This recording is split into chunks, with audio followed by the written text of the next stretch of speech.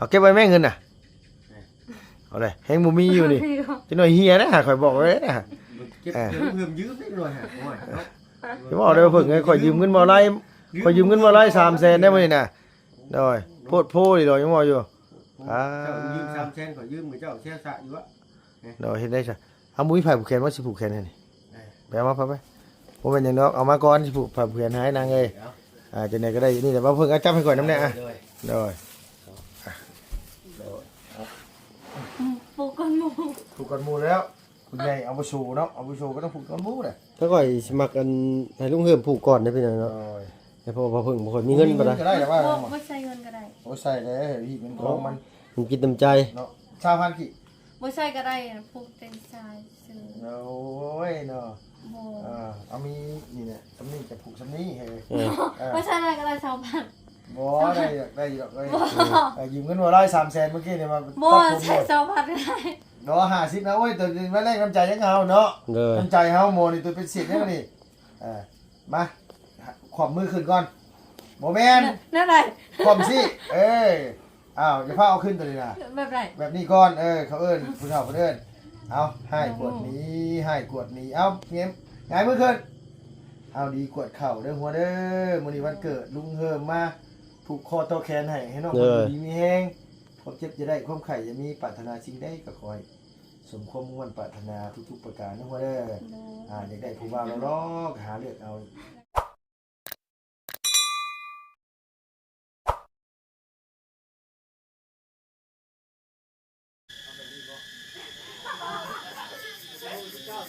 โอ้พี่น้องเอ้ยเนาะเสียงอันหัวแซวอยู่เสียงผู้ใดเด้เนาะพี่น้องเนาะเอาจังเลยเนาะพอดีว่าเปิดคลิปเปิดภาพมาเมื่อนี้ก็มาพบมาพ่อกันกับลุงเฮิมแล้วก็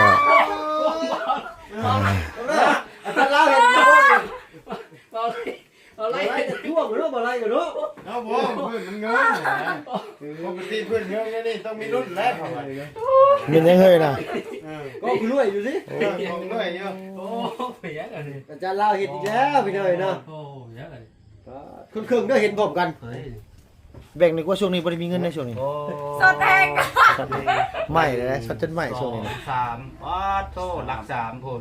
โดย 3ล้าน ฮะ3ล้านบ่ฮะ เออ หลายเดือน YouTube ไปแน่ 19หรือ20โดยสบายดีเด้ เล อ ขเขาว่าเขาจะปิ้นเลข9ขึ้นเป็น ถ้าเศร้ามื้อนี้บ่ต้องให้ลาบ่ต้องให้เนาะเอาจุดเทียนก่อน 16โอ้เราให้ดีใจเนาะดีใจโอ้จับเมามาสิจูบบาดเลยจูเด้อบาดเด้อ บ่ต้องให้ต้องให้เนาะ ให้บ่ให้นะ แต่จะสุกี้มันเสมอมันคือ ใช้ปิดไฟในครูมองปิดไฟอยู่ใช่ โอ้ ห้องเพลงเขาบอก พิมพ์ก่อนมัน เป็นยังไง คาดบ่นี่ เอาพร้อมมาไล่เอ้าลองลุง Happy birthday to you Happy birthday to you Happy birthday Happy birthday Happy birthday to you เอาห้องเพลงแฮปปี้บ่จบได้นี่เนาะเอาบ่เป็นยังเลยเนาะ บ่จบป่ะ บ่จบได้ลูก อ้าว มั มัน น ต้องยาวกว่านี้อีกหน่อยนึง เป็นป่ะ กันว่า3บาท ดู สามบอก แล้ว ได้แล้ว ไปยังแล้วอ่ะ เอาเด้อ โอ้เอาสุขสันต์วันเกิดด้วยน้องเด้อโดยโอ้พี่น้องเอ้ยเนาะเอาโดยกราบทักทายสวัสดี FC เบิดสุขุสุคนพี่น้องเอ้ยมาช่วงค่ำๆนึกว่าเพิ่นเฮ็ดหยังกันก็นึกว่าเพิ่นรุ่นเลขรุ่นหวยอยู่บ่แม่นพี่น้องเอ้ย มาแล้วก็เห็นบุเฒ่านั่งเต็มอยู่พอมีการขอสะบัวบ่ว่ะ นั่นแหละค่อยว่าอยู่โดย คนก็บ่ย่าบ่บุญจะเมื่อวะมาครับเมื่อ มาได้ออกมือเลย เป็นเต็มตารางอยู่ โอ้นึกว่ามีงานใหญ่ติอันนี้ก็ถือว่าใหญ่เลยล่ะพี่น้องเอ้ยตั้ง5-6คนพุ่นน่ะ ไงแล้ว แล้วมาเป่าเค้กให้ เราก็มูซึกกันเค้กก้อนแรกให้ปลาลุงคนฟังอยู่ บ่ได้เลย บอกตั้งแต่เกิดมาน่ะเจ้าเคยจัดวันเกิดอยู่บ่ บ่ บ่เคย สิสวย อ๋อพอจัดแล้วมันเป็นความรู้สึกแบบในแบบความรู้สึกแบบว่า ดีใจ ดีใจแห้ง เต้นเนาะ เต้น อันนี้นี่คืออาจารย์ลาวมาสะพายเพิ่นพี่น้องเอ้ยเนาะมาสะพายน้อง ตื่ หั น ว เต้นแห้งเป่าเค้กจนเทียนดับโอ้ยโยกโลกพี่เลย โด โลก ย ตีนมือจนสั่น เอาอีกแล้วมือสั่นอีก แข่ง แล้ว ขาเราจนสั่นเราก็ได้ โดยบ่แม่นหยังพี่น้องเอ้ยน้องเพิ่นนั่นไปพ่ออยู่เซฟปูนลุงไปตัดผมพี่น้องเอ้ย เลย น้องเพิ่นว่าลุงเฮิมเอ้ยมาวันเกิดน้องในเด้อเพิ่นซั่นว่าถ้าบ่มาเครียดได้เพิ่นว่าอ้าวข่อยก็เลยว่าเขามั่งคือกันแล้วคันแบบนั้นก็ได้ เห็นบ่าวจันเพิ่นนั่นน่ะส่งเข้ากลุ่มอยู่ว่าวัน โดย เกิดน้องเพิ่นเด้อว่ะ มาตุ่มมาโฮมนี่ว่าซั่นว่าติ โดย คันสมมุติว่ามาแล้วบ่ได้อยู่ดึกอยู่ดื่นก็บ่ว่ากันนะว่าเฮ้ย อยู่กินซีส่วนก่อน โอ้กินสิส่วนก่อน ขอฮอดเนี่ยขอนุ่มๆก็ โด ได้ ยเอาแจ้งออนไลน์ โดยสบายดีเด้อว่าไรเด้อ ความนาความตากันก่อน โดย อ่ะ จักมุ้งสิกินน่ะ กินโนก็กินเขา โอ้ใครหิวชนะหิวเด้นี่พี่น้องเอ้ย ว่า ไปส เอาอีดีเด้สบายดี ทำรัก อ้าวก็คนมันหิวคนบ่ทันได้กินก็จะว่าค่อยๆได้กว่า เห็นว่าสิ กว่าจังพี่ดิ โดย เอาคนที่เลยเนาะ อันนี้ก็ เป็ เป็น น เงิ เงิ น น กิ ทาน ง นี่ พ่อ ก็ ท สา อง วั วัน น เก็บเพิ่นเพิ่นว่าเนาะ พ่อทองวันที่เคยจัดงานวันเกิดให้สร้างอันนั้นเด้อ คล อ่าที่จัดงานวันเกิดให้น้องเจ้าหั่นแหละเนาะจัดงาน โอ้ วันเกิดให้องคนเก่าคนเดิม แม่นพอทันเก่าทันเดิมเนาะ ำใจดีเพิ่น นี้ตอนนั้นเพิ่นก็จัดงานมาเกิดให้น้องอันนั้นเด้อ น้องจันบ่ น้องจันตอนนั้นก็ได้เนาะมาเซอร์ไพรส์น้องจัน หมูกระทะบ่ตอนนั้นบ่ แม่นบ่ หมูกระทะ แม่นบ่หมูกระทะบ่ คือจะเค้ก ซื้อแต่เค้กเนาะ สิเค้ก แต่ บ่ ก็เงินพร้อมรอบนี้เพิ่นก็จัดนักให้น้องหัวรอบนี้พี่น้อย โอ้ เนาะซื้อเค้กให้พร้อมแล้วก็ให้เงินอีก3ล้านเนาะ โดยเอ้า ให้ของขวัญวันเกิดเพิ่นเนาะฝากน้องหัวขอบคุณพ่อทองวันเพิ่นแน่เนาะโดยอวยพรอวยไสเพิ่นเด้อ ขอบใจทางพ่อทางวันที่สดซอยลูกมาตลอดทีให้ของขวัญวันเกิดของลูกขอให้พ่อสุขภาพแข็งแรงขอให้อยู่ดีมีแรงปรารถนาสิ่งใดขอให้ได้สิ่งนั้นความเจ็บบ่ให้ได้ความไข้บ่ให้มีเพราะว่าพ่อจะไปใส่มาใส่ก็ขอให้ตลอดปลอดภัยเด้อพ่อเด้อสา สาธุเด้อ เด้อใจ FC และสุอายทุกคนเด้อที่มาร่วมงานวันเกิดของน้องขอให้อายสุขภาพแข็งแรงขอให้อยู่ดีมีแรงปรารถนาสิ่งใดขอให้ได้สิ่งนั้นความเจ็บขอให้ได้ความไข้บ่ให้มีเพราะว่าสุอายสิไปใส่มาใส่ก็ขอให้ตลอดปลอดภัยเด้อสา โอเคขอบใจหลายๆเจ้าเหมือนกันเด้อสุขสันต์วันเกิดครบ19 ปีเนาะลูก ครบ19ครบ19บ่บ่แม่นครบ20บ่นาง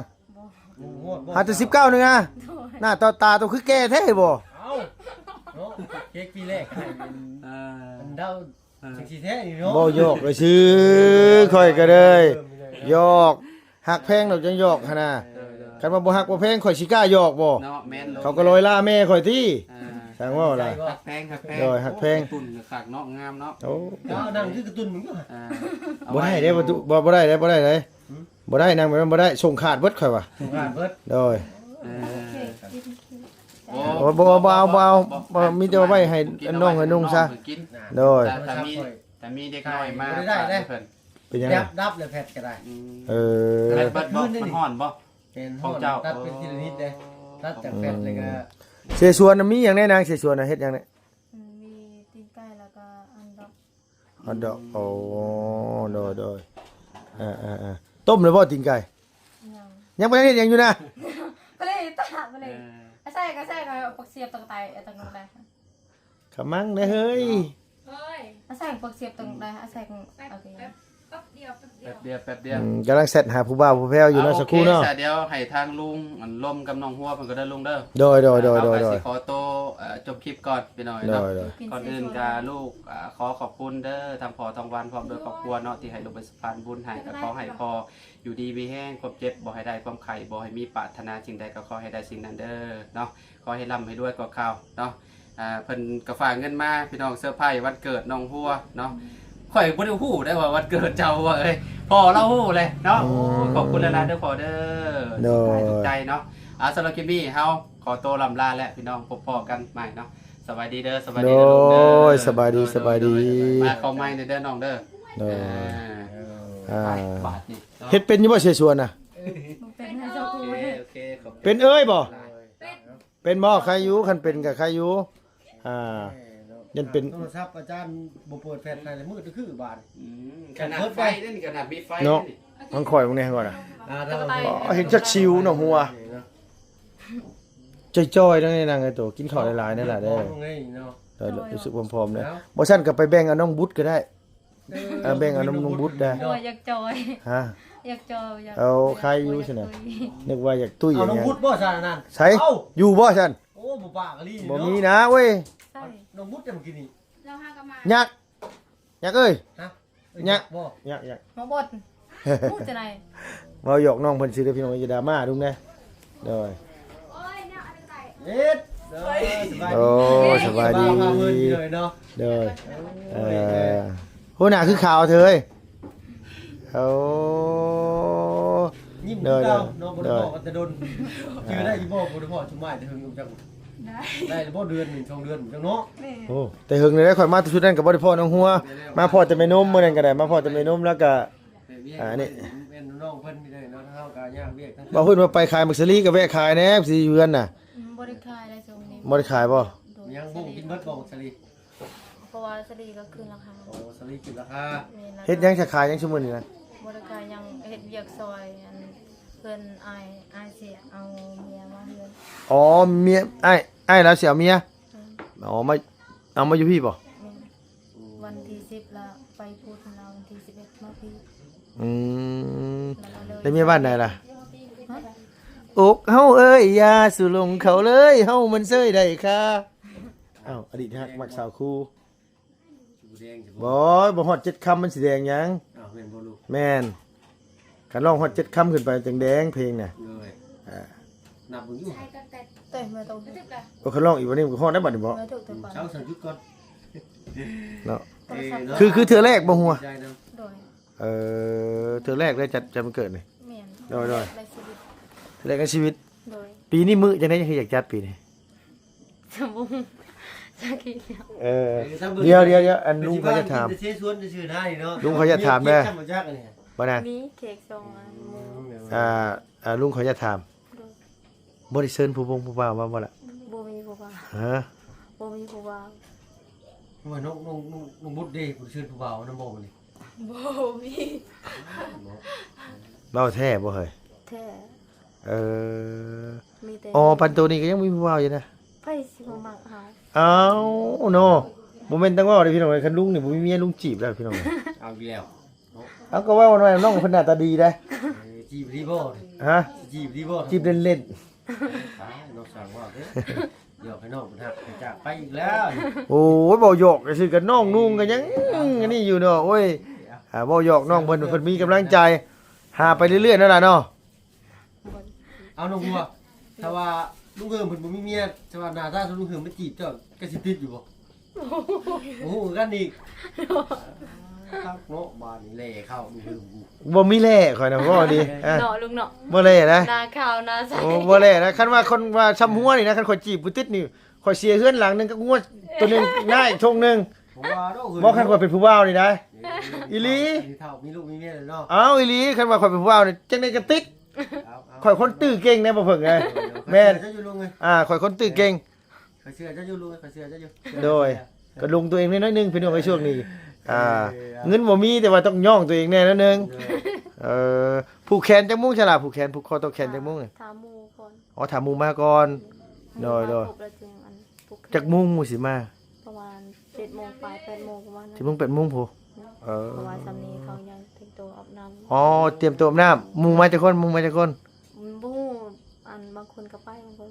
ก็บ่ได้ไปก็บ่คือกัน บางคนก็มาบางคนก็บ่ได้มา ไปที่ว่าคือมันจะไปทางอื่นนี่ เนาะบ่คือมันสินัดกันไปทางอื่นแท้นี่บ่ ไปเพิ่นว่าชี้ว่าอัน กลับมามันเมื่อแล้ว มาแต่ให้กะ มันเมื่อแล้ว หาก็เมื่อแต่ให้ หาจังบ่ได้ให้ เดี๋ยวต้องหาก็มาแหละเนาะ แม่น แต่ว่า คาดว่า เอสนองนี่ก็หากับมือ หาก็เมื่อ เมื่อนี่คือเจ้าอยู่นี่ได้สิไปเพื่อนเจ้า แม่น คือโยนว่าเจ้าไปเล่นเฮือนหมู่แหละหมู่ถาม สิมานี่ฮะสิบ่ แม่น หมู่แต่มาฮอดเดี๋ยวนี้ เลย ใช้ภาษากลางบ่ค่อยถึกปานใดพี่น้องเอ้ย ว่าพินทอง แม่นว่าพินท้อง ว่ารูปลังไง โดย เอาล่มรถดู ล่มรถ รถลง บ่ว่ารถล่มอ่ะรถล่มมันมีแต่ว่าล่มรถเขาล่มรถอยู่ ล่มรถ ล่มรถ แต่หัวออกเลือด แต่กู เห็นเนาะเป็นบ่อยบ่ โอ้น้อง เป็นอะไร แต่หัว แต่กูออกเลือด โอ้หมูคอยลงแต่หัวออกเลือด มันเลือดหัวแตกนะบัดเฮาเนาะ รถล่ม เลือดหัวแตก รถล่มเลือดหัวออกเลือดหัวแตกถืออันนี้ว่าโอ้หมูคอยล่มรถแต่หัวออกเลือดอะไร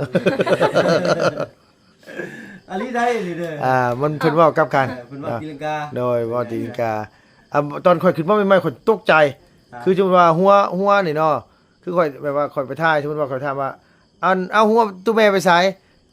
จักมันไปใส่เมื่อกี้นี่ ตื่นเลย ตื่นเด้อข่อยแล้วก็ตกใจเอ้า แรกคนก็ตื่นก็ได้ เพราะว่าบ้านเฮานี่บ่เคยเอิ้นแม่เอิ้นพ่อเอิ้นมันจักเทื่อมีแต่เอิ้นเพิ่นสินะ เฮาเจ้าเพิ่น แม่นเฮาเจ้าเพิ่นข่อยเจ้าสินะ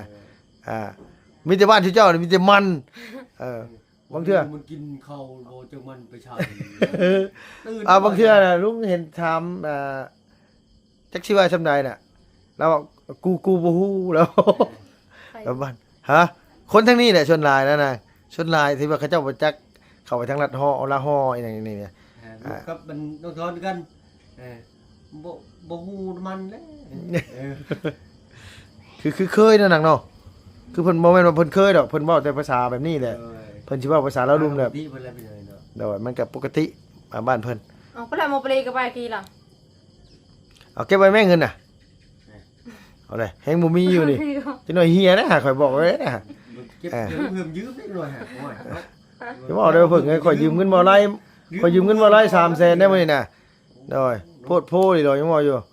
เจ้ายืม300,000ขอยืมกับเจ้าแช่สะอยู่วะ โดยเฮ็ดได้ซะเอามุ้ยไผผูกแขนว่าสิผูกแขนให้นี่ไปเอามาไปบ่เป็นหยังดอกเอามาก่อนสิผูกผูกแขนให้นางเอ้ยจังได๋ก็ได้อยู่นี่แหละว่าเพิ่นเอาจับให้ข่อยนำแน่โดย ปลูกกันหมู ผูกกันหมู่แล้วคุณใหญ่เอาบ่โชว์เนาะเอาบ่โชว์ก็ต้องผูกกันหมู่แหละ ถ้าก่อยสมัครกันให้ลุงเฮิมผูกก่อนได้พี่น้อง โด เนาะ ย แต่พอเพิ่งบ่ค่อยมีเงินบ่ได้ ก็ได้แต่ว่า บ่ใช้เงินก็ได้ โอ้ใส่เลยพี่เป็นของมัน มันกินตำใจ เนาะ3,000กี่ บ่ใช้ก็ได้ปลูกเป็นชายซื้อ โอ้ยเนาะ บ่ เอามีนี่เนี่ยสำนีจะผูกสำนีเฮ้ย บ่ใช้ได้ก็ได้ชาวบ้าน บ่ได้ได้ดอกเลยยืมเงินมาได้300,000เมื่อกี้เนี่ยมา บ่ ตัดผม ใช้ชาวบ้านก็ได้ เนาะ50นะโอ้ยตัวนี้มาแลกน้ำใจยังเอาเนาะ เลย น้ำใจเฮาโมนี่ตัวเป็น10นี่มาขอบมือขึ้นก่อนบ่แม่น นั่นไร ขอบสิอย่าพาเอาขึ้นตัวนี้นะ แบบไร แบบนี้ก่อนเขาเอิ้นผู้เฒ่าเพิ่นเอิ้นเอาให้กวดนี้ให้กวดนี้เอาเงี้ยหงายมือขึ้นเอาดีกวดเข่าเด้อหัวเด้อมื้อนี้วันเกิดลุงเฮิมมาผูกคอต่อแขนให้น้องคนดีมีแฮงความเจ็บจะได้ความไข่จะมีปรารถนาสิ่งใดก็ขอให้สมความมุ่งมั่นปรารถนาทุกๆประการนะหัวเด้ออยากได้ผู้บ่าวเราลอกหาเลือกเอาแย่งเอานั่งเอ้ยข้อสั่งครอบครัวเฮือนซานเด้อเนาะเริ่มเฒ่ามาเต็มปีได้ก็ได้เนาะเนาะ เลย ไอ้ชีวิตมีสุขภาพแข็งแรงลำรวย โดยลงก็คือกันโดย โดยสบายดี เลยมาคอยบัตรดิมา โดยพี่น้องเดี๋ยวพอพึ่งแล้วสิอันว่าผู้ขอตัวแขนน้องเพิ่นก่อนเนาะเดี๋ยวโดย ถึงกันเด้อคอยชอกหากันนี่บ่ได้เงิน ยืมเงินบ่ไล่มากินได้เพิ่นก่อนนะ ฮะขึ้นห่อเหี่ยวเขาว่า เล่ครับดิ ผ่าป่ะ เล่พายเด้ โอ้ยคนจะจับกล้องอยู่แล้วคนนั้นเนาะ โดย เอาเนาะเอาบ่ต้องเฮ็ดพิธีพิธีลูกเฮือบ่ได้เอาเนาะ ว่าบ่เป็นนะเพิ่นได้ว่าบ่เป็นนะฮะ เอาผูกมึงใช่ควันจะมาผูกมึงขอควันจะอยู่คนผูกสิอูให้เจ้านอนรับเลยล่ะเนาะ